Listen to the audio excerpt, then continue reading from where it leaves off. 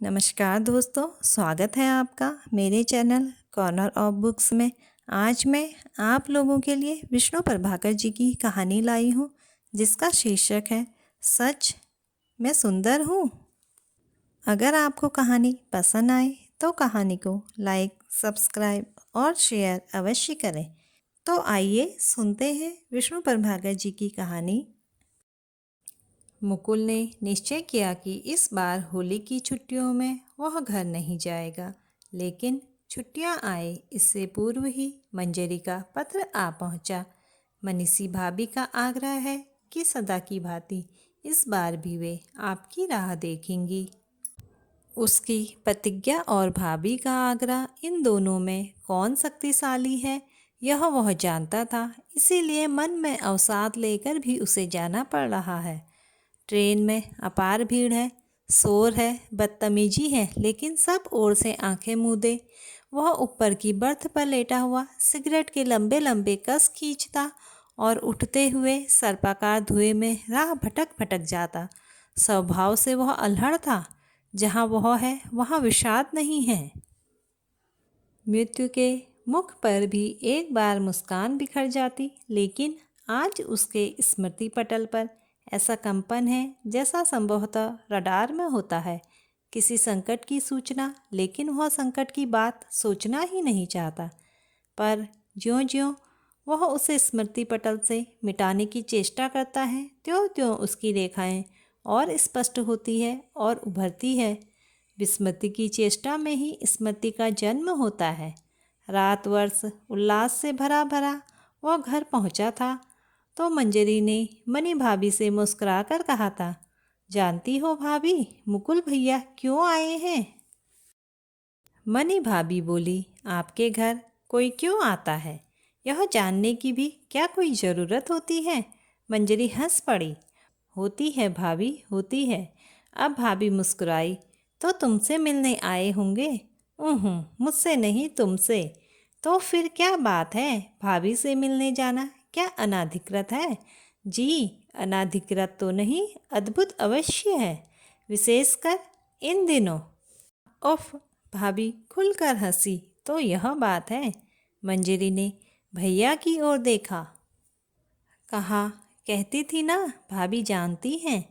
मुकुल की उत्फुल्लता पूर्णता की ओर थी। बोला, जानती क्यों नहीं? सहसा धुएं में एक तीव्र कंपन हुआ। कल्पना का महल तिरोहित हो गया और मस्तिष्क में एक विचार जाग आया। न जाने किस शास्त्र ने भाभी के साथ होली खेलने का अधिकार दिया है। शायद यह परंपरा है, और परंपरा की शक्ति विधि विधान धर्म और शास्त्र सबसे ऊपर होती है। न जाने कब किस देवर ने किस भाभी के साथ पहली बार होली खेली होगी। उसने एकाएक करवट बदली, फिर हंस आया। हूँ ना मूर्ख, इसमें खोज की क्या बात है? इस परंपरा के पीछे शाश्वत यौन आकर्षण है। सिगरेट का धुआं फिर नए मेघों का निर्माण कर रहा था और उनके पटल पर मंजरी कुछ गंभीर होकर कह रही थी, मुकुल भैया, हमारी भाभी इन बातों को पसंद नहीं करती। क्यों? क्यों क्या देखा नहीं तुमने? कितनी सादी रहती है। कभी कभी तो डर लगता है। उस दिन हमारे घर आई थी, मैंने भोजन के लिए कहा तो आ बैठी। दाल में नमक ज़्यादा था, लेकिन वह बोली नहीं। मैं जानती थी, मैंने उनसे कहा तो हंसती। बोली, यदि कभी कभी ज़्यादा नमक न पड़े तो ठीक का पता कैसे लगे? मुकुल ने बड़ी तीव्रता से सिगरेट के कस खींचे, फिर बुदबुदा उठा, मैं सचमुच, कभी कभी ओवरडोज की ज़रूरत होती है, वही जीवन का आनंद है। समता तो थका देने वाली होती है। धुएं के बादल गहरा उठे। उसके पीछे मनी भाभी की सलोनी आंखें उभर आई। उस दिन उन्होंने पूछा था, देवर जी आखिर होली क्यों खेली जाती है? और तब मुकुल ने अपना संचित ज्ञान कोष जैसे भाभी के चरणों में उड़ेल दिया था। सारे इतिहास का रत्ती रत्ती वर्णन उसने उस रस विभोर होकर किया था, और उस तमाम समय भाभी अचरज से मुस्कुराती उसकी ओर देखती रही। मुकुल बोला, सच तो यह है भाभी, यह प्रकृति का त्योहार है। प्रकृति हंसती है, मधु ऋतु मुस्काती है, किसान उन्मत्त हो उठता है, हम हंसते हैं। हंसना ही तो जीवन है। वर्ष भर जीवन की विषमताओं में हम डूबे रहते हैं। एक दिन मुक्त होकर खूब हंसे, ऐसा सोचकर ही किसी दूरदर्शी पुरातन पुरुष ने इस त्योहार का आविष्कार किया था। हाँ लाला, वर्ष भर रोकर एक दिन हंसना, या एक दिन हंसकर वर्ष भर रोना, सौदा काफ़ी महंगा है ना देवर जी? भाभी, झूठ कहती हूँ मैं, हंसना रोना क्या कभी एक साथ होता है? जब एक रोता है तभी दूसरे को हंसी आ जाती है। नहीं भाभी, आज के दिन कोई नहीं रोता, सभी हंसते हैं।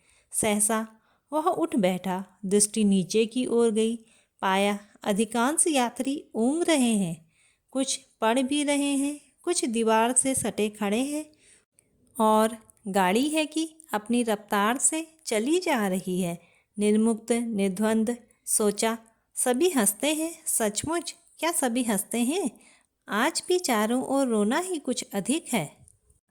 भूख, अभाव, आत्महत्याएं, पुलिस, जेल, सभी कुछ पूर्ववत है, लेकिन फिर भी हंसने वाले हंसते हैं। लेकिन जिनके प्रिय बिछुड़ गए हैं, वे भी क्या हंस सकते हैं? उनके लिए रोना ही सत्य है। वे रोएंगे तभी तो हंसने वाले हंसेंगे। कैसी विडंबना है, कैसा चक्रव्यूह है, हंसना रोना, रोना हंसना। सहसा भाभी की एक और बात याद आ जाती है। देवर जी, हंसना और रोना क्या यही जीवन के मूल तत्व हैं? तो आत्मसमर्पण।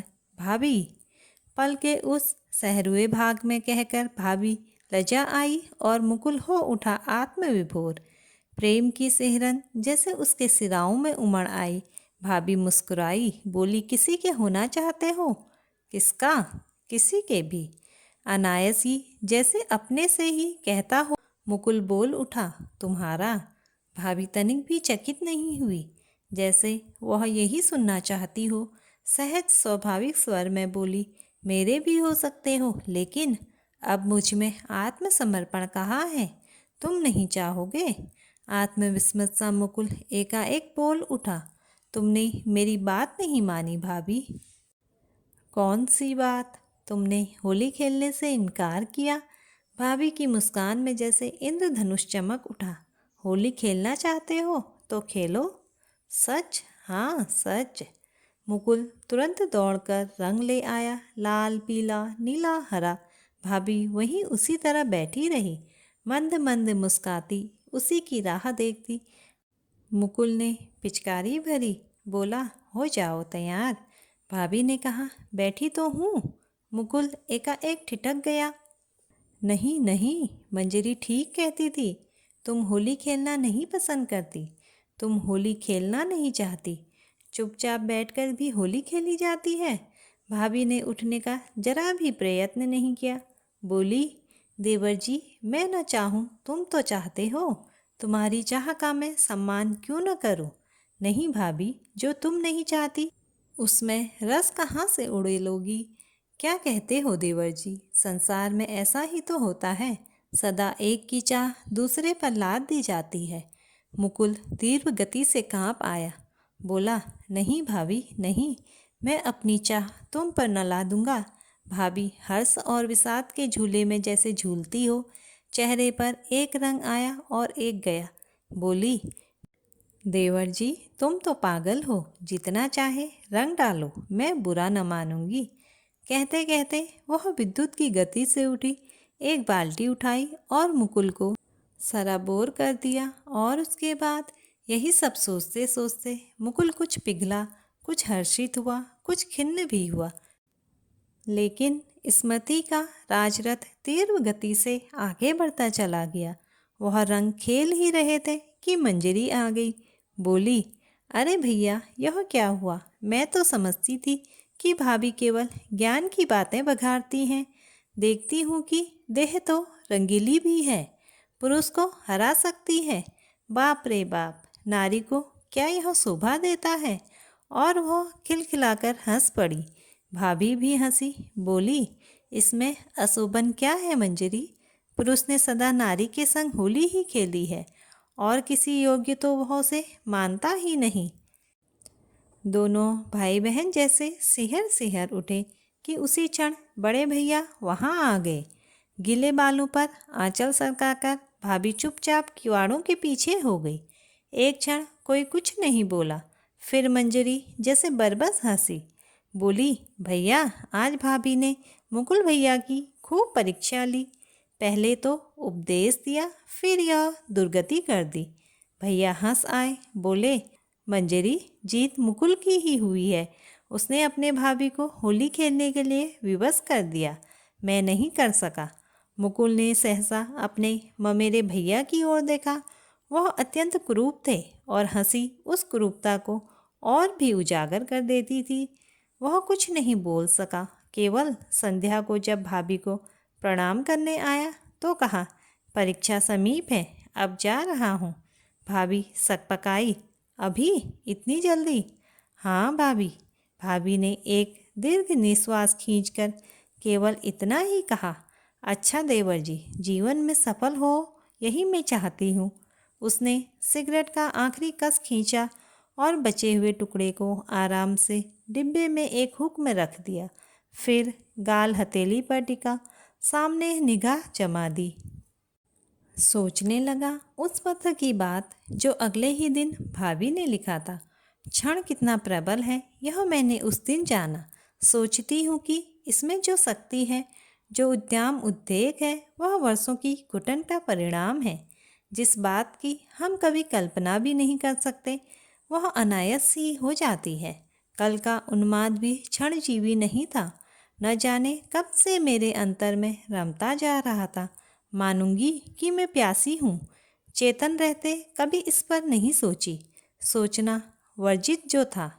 तुम्हारे भैया जैसे हैं, मेरे पति हैं, देवता हैं। लेकिन देवर जी, नारी को क्या पति और देवता की ही आवश्यकता होती है? वे पूजा के पात्र हो सकते हैं, लेकिन प्यार के नहीं। और नारी चाहती है प्यार, रस, उन्माद, किसी का होने या किसी को अपना बनाने के साथ। यही साथ नारी को सधवा बनाती है, अन्यथा वह चीर विधवा है। मुकुल फुसफुसा उठा, न जाने ऐसी कितनी चीर विधवाएं इस देश में भरी पड़ी हैं। क्या इन्हीं के अंतर से निकले अभिशापों से ही दास्ता की श्रृंखला का निर्माण नहीं हुआ? सोचते सोचते अंतर में भाभी के लिए अगाध सहानुभूति उभर आई। लेकिन वह फिर घर नहीं जा सका। छुट्टियों में मसूरी चला गया। लेकिन वहां पहुंचने पर भी भाभी क्या उसे मुक्ति दे सकी? वह अंतर्मुखी हो चला। चिंतन ने उसकी वाणी को अवरुद्ध कर दिया। मित्रों ने कहा, यह प्रेम का रूप है। प्रोफेसर बोले, यह सनक है। लेकिन भाभी ने भी स्वयं फिर उसे कोई पत्र न लिखा। मंजरी के पत्रों में भी उनकी बहुत कम चर्चा रहती थी। उसके चारों ओर जैसे एक घुटन घिरती जा रही हो और उसे कोई राह नहीं दिखाई दे रही हो। तभी सहसा देश एक भयंकर भूकंप से हिल आया। हिमालय के उस पार के पड़ोसी चिरकाल के मित्र ने उसकी पीठ में छुरा भोंक दिया। युगों से दबी हुई उसकी रक्त की प्यास मानो जाग उठी और चीर शाश्वत श्वेत हिम लज्जा से रक्तिम हो आया। इतना बड़ा मित्रघात! निकट विगत में हिटलर की याद आती है। मुकुल ने सोचा, शायद यह भी होली है, रंग इसमें भी है और अमिट है। होली खेलना मानव का स्वभाव है। पुरुष नारी के संग होली खेलता है, धनी निर्धन के साथ, ज्ञानी मूर्ख का उपहास उड़ाता है, बलि निर्बल का रक्त पीता है। यह सहज है, शाश्वत है। तभी अचानक मंजरी का पत्र आ पहुंचा। लिखा था, तुमने सुना? भैया सेना में भर्ती होकर नेफा चले गए हैं। मुकुल को सहसा विश्वास नहीं आया। कॉलेज के दिनों में वह कभी एनसीसी में थे, पर उन्होंने कभी उसको पहचाना नहीं था। जीवन को कभी एक लकीर से अधिक नहीं समझा, जैसे अपने में सिमटे लीक पर चलते रहे हो। कोई उद्वेग नहीं, उल्लास नहीं, भीतर जैसे घुटन हो, सीलन हो। वे भैया एकाएक मोर्चे पर कैसे चले गए? वह तुरंत पत्र लिखने बैठ गया। चाहा भाभी को पत्र लिखे, पर लिख नहीं पाया। मंजरी को ही लिखा, भाभी से कहना कि आज वे गर्विता हैं। भैया देश के लिए मोर्चे पर गए हैं। जो देश की रक्षा के लिए प्राणों की चिंता नहीं करता वही सचमुच जीता है। मैं उन्हें प्रणाम करता हूँ। पत्र पढ़कर भाभी मुस्कुरा आई, बोली, मुकुल को लिख देना कि मैं सचमुच गर्विता हूँ, बहुत प्रसन्न हूँ। केवल कभी कभी याद आती है, लेकिन उस याद का हर क्षण प्रेम को पवित्र करता रहता है। मुकुल जैसे सिहर उठा, जैसे आत्मविस्मृत, किसी भय से आक्रांत, किसी अनचाहे दर्द से पीड़ित वह आड़ोलित हो आया। तभी नीचे कहीं कुछ कोलाहल उठा। क्षणिक व्याध्यान के कारण कल्पना पट हिल गया। सुस्थिर हुआ तो मंजरी का 1 महीने बाद का दूसरा पत्र सामने था। भारत सरकार ने सूचित किया है कि भैया लापता हैं और भाभी के लिए जैसे इसका कोई अर्थ ही नहीं है। न रोती है न सुनती है, पत्थर की प्रतिमा जैसी यंत्रवत काम में लगी रहती है। उसे खूब याद है कि वह फुसफुसाया था, भाभी रोई नहीं, क्यों नहीं रोई? क्योंकि जैसे तूफान गरज उठा, 49 पवन एक साथ उमड़ घुमड़ आए। कई क्षण वह आलोड़ित रहा, फिर स्तब्ध हो गया। बहुत चाहा कि तुरंत भाभी को लिखे, परंतु 3 दिन के प्रयत्न के बाद 2 ही पंक्ति लिख सका। भैया अवश्य लौटेंगे, जगदीश्वर इतने निर्दयी नहीं होंगे। उत्तर में इतना ही पाया, मैं जानती हूँ। सोचा भाभी के पास चलूं, पर जब चला तो देखा पथ दक्षिण की ओर मुड़ गया है। निमित्त उसका था, पर निमित्त क्या स्वनिर्मित होता है? वह तो किसी भी क्षण निर्मित कर लिया जाता है। 2 माह तक इसी निरुद्देश्य निमित्त के सहारे घूमता रहा। यही एक दिन अचानक मंजरी का पत्र फिर मिला। सुनो भैया, एक खुशखबरी है। बड़े भैया का पता चल गया। नेफा में वे वीरतापूर्वक लड़े, खूब लड़े, पर इतने घायल हो गए कि साथी मृत समझकर छोड़ आए। दुश्मन ने तो मिट्टी का तेल डालकर आग भी लगा दी, लेकिन उसी आग से जैसे उनके प्राण लौट आए। होश में आने पर सबसे पहले उन्होंने जल्दी हुई जैकेट उतार फेंकी और फिर धीरे धीरे रेंगते हुए रात के अंधकार में अपनी चौकी पर लौट आए। और उस छोटी सी यात्रा की कहानी मैं लिख नहीं सकूंगी। रोमांच हो उठता है। अब वह सैनिक अस्पताल में है, हम सब वहाँ गए थे, भाभी वहीं पर है। भैया की अवस्था बहुत अच्छी नहीं है। शत्रु की गोली ने नाक का कुछ भाग काट दिया है, प्लास्टिक सर्जरी हुई है। सुनते हैं एक हाथ और एक पैर भी काट देने की बात है। वे लौट आए, यही क्या कम बात है? परंतु जानते हो, भाभी ने जब भैया के जीवित होने का समाचार सुना तो वह संज्ञाहीन हो गई थी। कई घंटे बाद आँख खोल सकी। नहीं जानती कि हर्ष भी इतना घातक होता है। बात बात में रो उठती है, लेकिन भैया के सामने बराबर हंसती रही। आंसुओं के धार के पीछे उनकी हंसी नहीं रुकती। सैनिकों के लिए और उनके परिवारों के लिए उन्होंने जितना कुछ किया है, उसका लेखा जोखा मेरे बस का नहीं है। अभी अभी लौटी हूँ क्योंकि होली फिर आने वाली है। उनका आग्रह है कि सदा की भांति इस बार भी वह आपकी राह देखेंगी। न जाने कितनी बार मुकुल ने उस पत्र को पढ़ा, स्तब्ध हुआ, रोया। एक बार तो चीख उठा, मैं नहीं जाऊंगा, नहीं जाऊंगा। लेकिन जाना न जाना क्या उसके वश में था? उसने तेजी से फिर करवट बदली, पर तभी पाया कि गाड़ी की गति धीमी पड़ रही है। पटरी बदलने के कारण सड़ाक छू की आवाज़ में खरखराहट भर आई। केबिन पास से गुजर गया। नीचे के यात्री बोल उठे, स्टेशन आ गया। मुकुल को यहीं उतरना था। सामान उसके पास बहुत ही सीमित था। बाहर जाने पर पाया कि मंजरी पागलों की तरह उसी को ढूंढ रही है। देखते ही बावली सी चीख उठी, भैया! मुकुल ने प्यार से उसे थपथपाकर पूछा, तू अच्छी है? हाँ। भाभी कैसी है? प्रसन्न है, खूब प्रसन्न है। इस बार होली खेलने की उन्होंने बहुत तैयारी की है। नाना प्रकार के रंग, केसर का लेप, स्वादिष्ट मिठाइयाँ। मुकुल बोल उठा, क्या कह रही है तू? मंजरी ठीक ही कह रही थी। जब वह भाभी के पास पहुंचा तो सहसा पहचान न पाया। शरीर पर ध्वल उज्ज्वल साड़ी, मुख पर रहस्यमयी मुस्कान, आंखों में तरल चंबलता। मुकुल को देखा तो मानो कमल खिल आया। बोली, जानती थी इस बार अवश्य आओगे। मुकुल ने मुस्कुराना चाहा पर मुस्कुरा नहीं सका। गंभीर स्वर में बोला, भैया ने तो।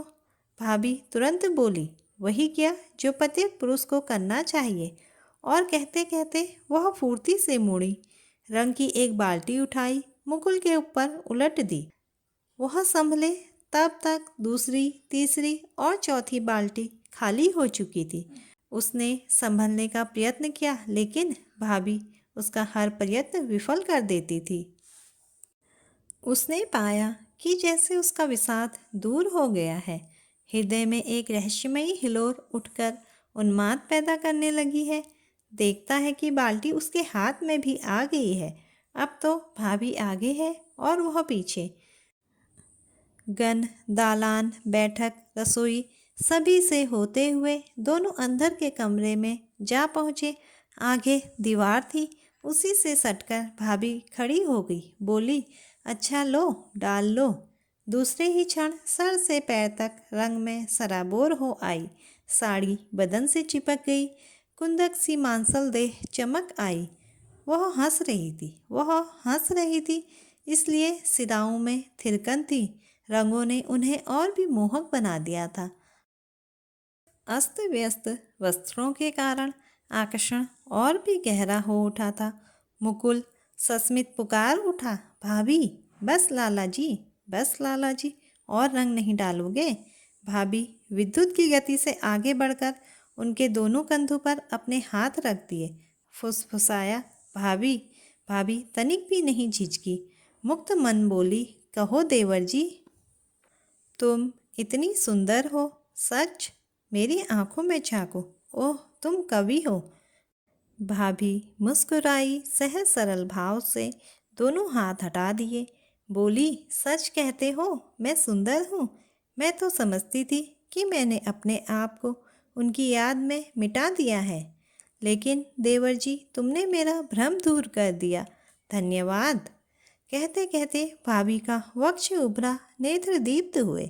हर्ष ने जैसे नववधु को जकड़ लिया हो और मुकुल थर थर कंपित अपलक पृथ्वी पर दृष्टि गड़ाए वहीं का वहीं स्थिर हो गया कि पृथ्वी फटे और वह उसमें समा जाए। लेकिन यह क्या, यह कैसा स्वर? भाभी को क्या हो गया? भाभी सिसक रही है, सिसके जा रही है और मुकुल स्तब्ध है। समूचा विश्व स्तब्ध है।